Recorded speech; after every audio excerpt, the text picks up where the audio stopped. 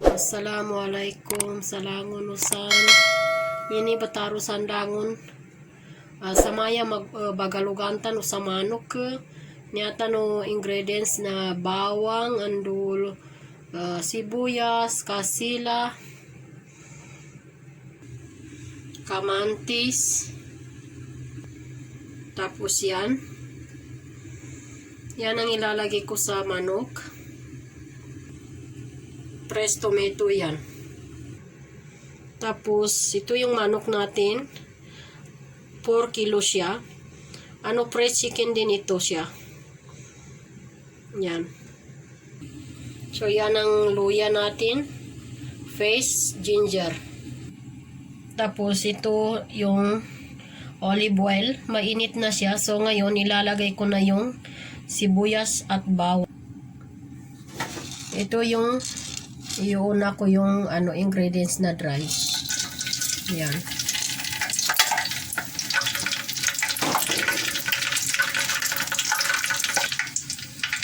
So, ilagay na rin natin yung sibuyas. Mahirap na video na walang tagahawak ng camera. Kasi yung kamay ko na-engage sa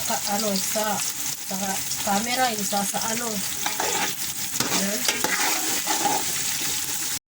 So, nag-brown na yung ating onion and garlic. So, isusunod natin ilagay yung ginger paste. So, yan na yung ating ginger paste. Naglagay ako ng 4 na kutsara na table. So, ito yung ating spicy chili powder and coriander powder and turmeric powder, black pepper, salt, and cumin.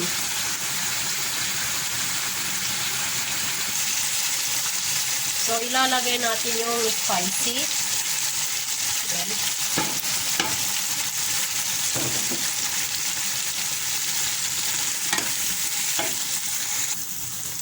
So, yan na yung ating spicy.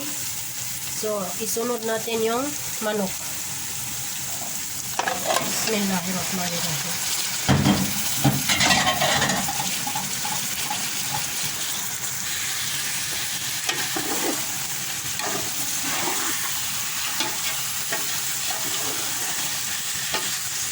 Ano ito?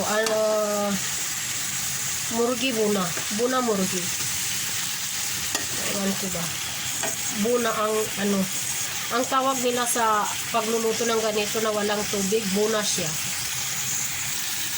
Maya-maya ilagay natin yung kamatis na fresh. So, yan na yung ating manok. So, ilagay na natin yung kamatis. Tapos, hintayin natin siya ng mga 20 minutes bago natin siya haluin. I-low heat natin siya para hindi siya masunog. Hihintayin ko siya ng mga 20 minutes para lumambot yung kamatis. Yan ang magiging tubig niya. So, ngayon yan na yung update ng ating manok. Yan.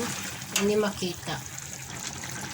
So, ilagay na natin yung chili.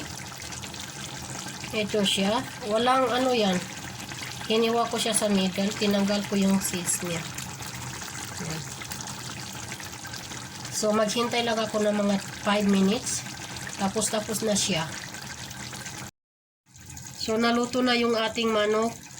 Yan na siya ngayon. So, thank you very much for watching. And please don't forget to subscribe my channel. So, yeah. God bless you all and bye-bye. God bless. Bye-bye. Thank you.